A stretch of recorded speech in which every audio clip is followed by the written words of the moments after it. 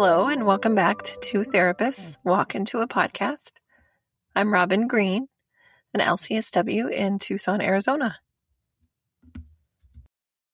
And I'm Stephanie Etzel, an LCSW, coming to you from Salt Lake City, Utah. We are in Series 9, A Year in the Room, and this week we are revisiting one episode that holds a special place in our hearts and in our runtime specifically. Yeah, because we called it a mini episode. We sure did call it a mini episode, and it was not a mini episode at all. It was actually one of our longest. And it turns out when you ask two therapists who love a modality to talk about it briefly, that's just not what happens. It is not. And we have no regrets. I'm just kidding. None. You guys know what I mean. Yeah, we don't have any regrets. None whatsoever.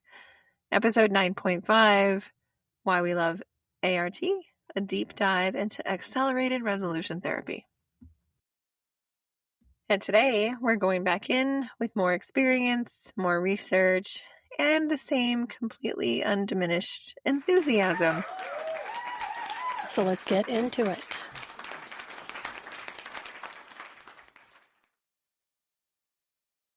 And before we do, let's arrive. Wherever you are, whatever you're carrying today, whatever body you're in, whatever it's been asked to hold this week, you are exactly here, exactly as you are.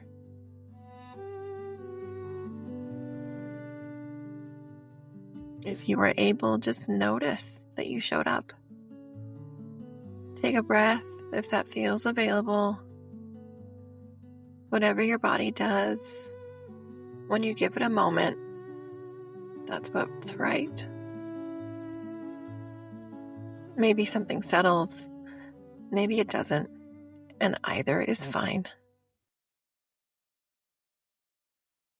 This episode is going to talk about trauma and how we heal it, and if that's personal territory for you, and for a lot of people it is. I just want you to know this is a safe place to be curious. You don't have to be in treatment. You don't have to be ready to do anything. You can just listen. Let's begin.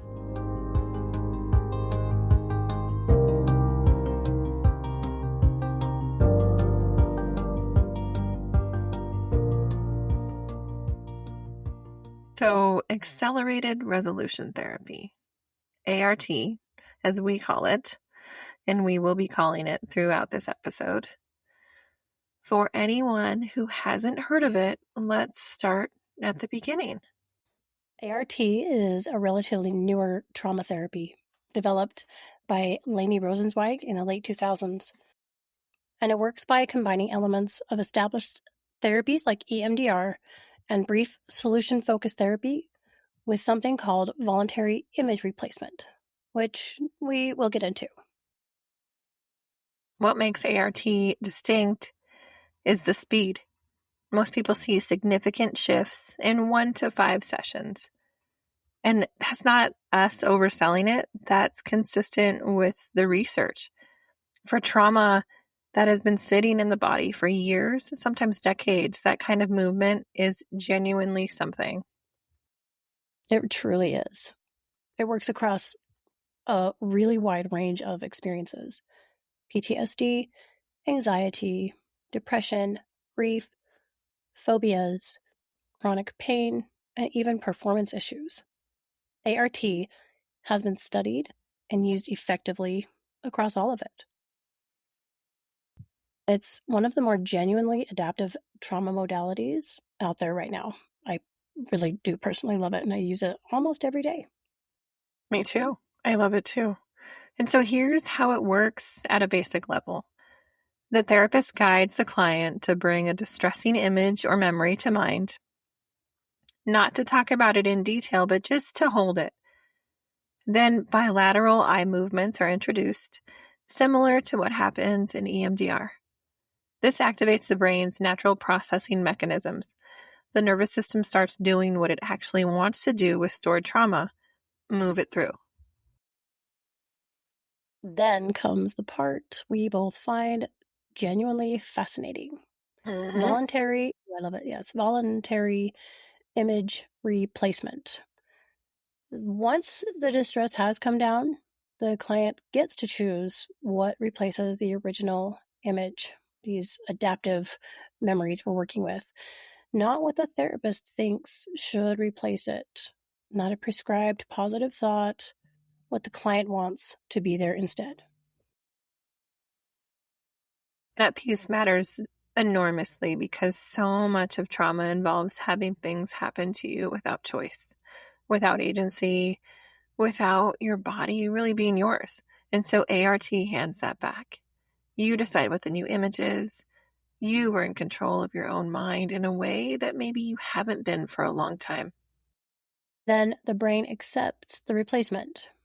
Clients come back the following week, and when they try to access the distress, it's just not there the way that it was. After years of carrying something, sometimes a lifetime of it, we never take that for granted.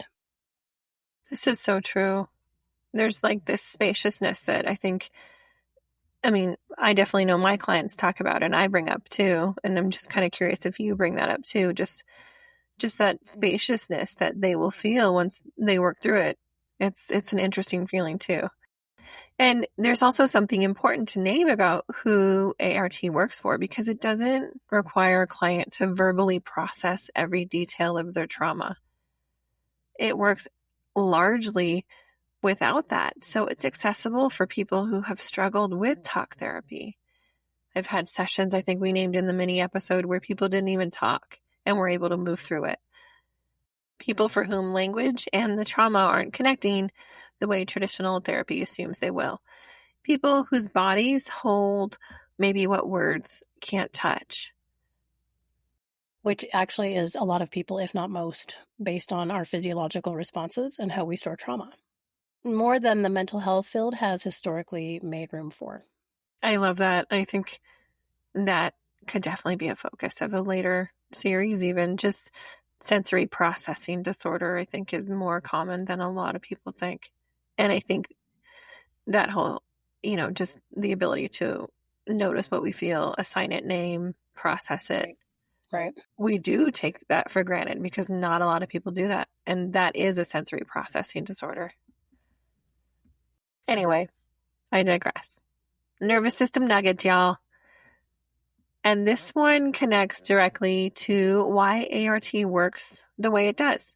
So we are talking about memory reconsolidation. This is one of the more exciting areas of neuroscience right now, and it completely reframes how we think about traumatic memory. If you ask any of my clients, I am really nerding out in neuroscience right now. Yay! It is so fascinating. Yeah, they love it. We love it. We love it. We do. Yay!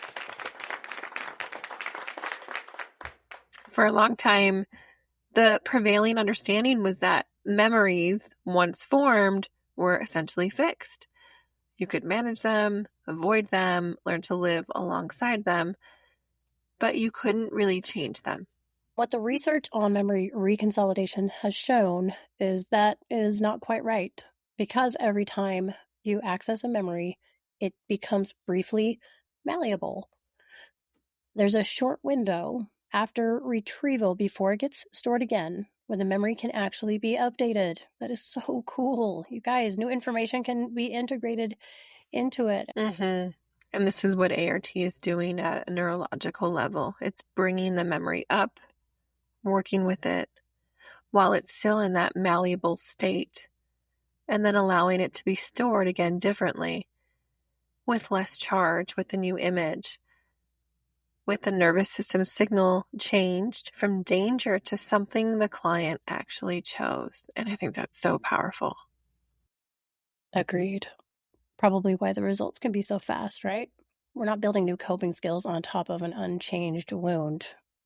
You're working with the memory itself while the brain is actually open to revision. And one thing I've learned in EMDR training, if I said this before, the Sorry, but the brain and the body do want to move toward health. We get in the way. Yes, 100%. And this has implications beyond ART too. It's part of why talking about something in a safe, regulated relationship can shift it over time. Every time a memory is retrieved in a context of safety, it has the chance to be stored a little differently. And so healing happens in the retrieval, not just the processing. That's pretty cool if you think about it. Your brain is not a fixed archive. It's a living system that is always capable of change. That is so worth sitting with.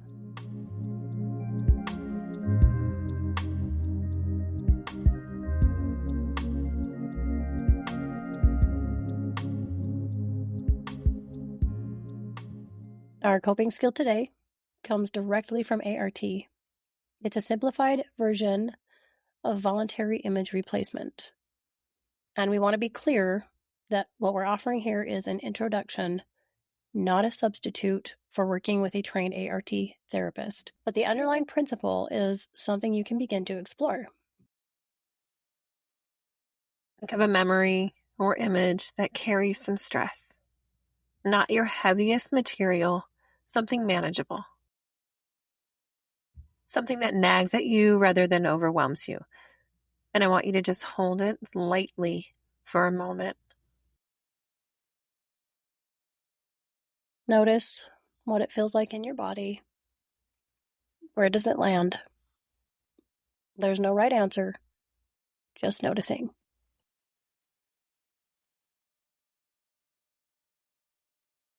Now, and this is really the heart of it, ask yourself, if I could replace this image with anything at all, what would I want to be there instead? Not what you think you should want, not what sounds healthy or even appropriate. What do you actually want? Sometimes I just say, just whatever your brain gives you in that moment, go for it. That's nice. I think that's helpful for people that overthink, maybe. Absolutely. Like me. You too. Oh gosh. Well, think it could be something peaceful, maybe something completely unrelated, a person or place, a really pretty color or sensation. It might even be something that doesn't make logical sense, and that is okay. The brain doesn't require logic. It responds to what feels right to you. Spend a moment with the replacement image. Let it be vivid, if that's available. Allowing your nervous system to settle into it. What you're practicing is agency over your own inner world.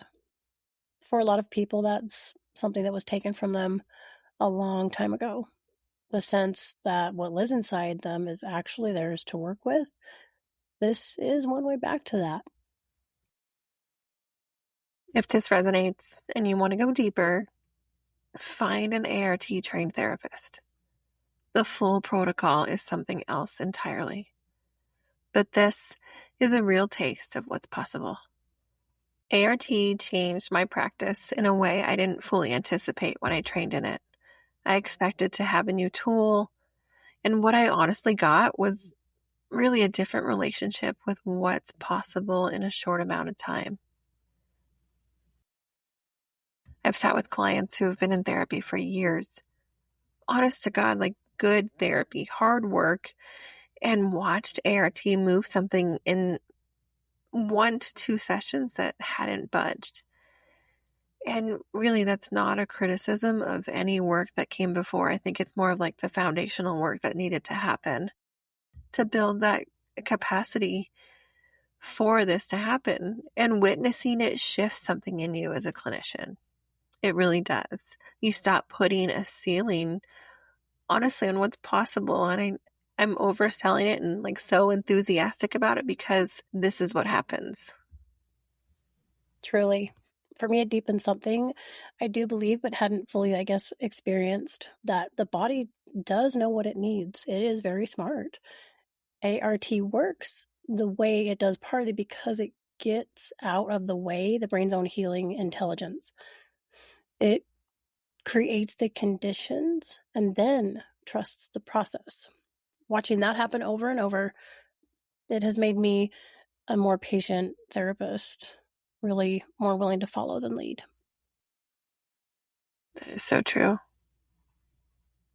And we both want to say, for anyone listening who has felt like they've tried everything, who has done the work and still feels stuck, ART might be worth exploring. Really not as like a magic fix, and as a genuinely different door into the same room you've been trying to reach. I like that you said not as a magic fix. There is no magic fix, friends. This is true. It's true. There's just some stuff you got to work with here. So there, with ART, I really think there are more doors than most people are really ever told about. And we want this show to keep being one of the places that points toward doors of freedom, really, in health and healing.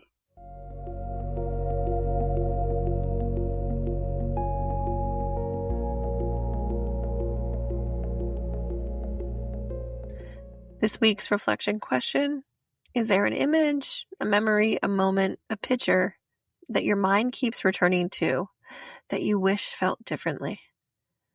Just notice it. You don't have to do anything with it today. Just let yourself know it's there and that it isn't fixed. That's enough for now. And thank you for being here for this one. We loved making the original, and we loved coming back to it. ART deserves all the airtime we can give it. It truly does. We will see you next week. And remember, healing isn't linear, and we're here for the ride.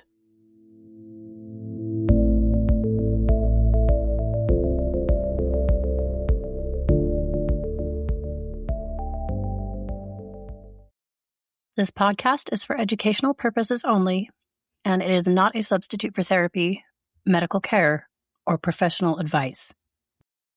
Listening to this podcast or this episode does not create a therapeutic, clinical, or professional relationship with us. If you're experiencing distress, physical symptoms, or emotional concerns that feel overwhelming, we both encourage you to seek support from a qualified healthcare or mental health professional. And if you are in immediate danger or need urgent support, please contact local emergency services or a crisis line in your area.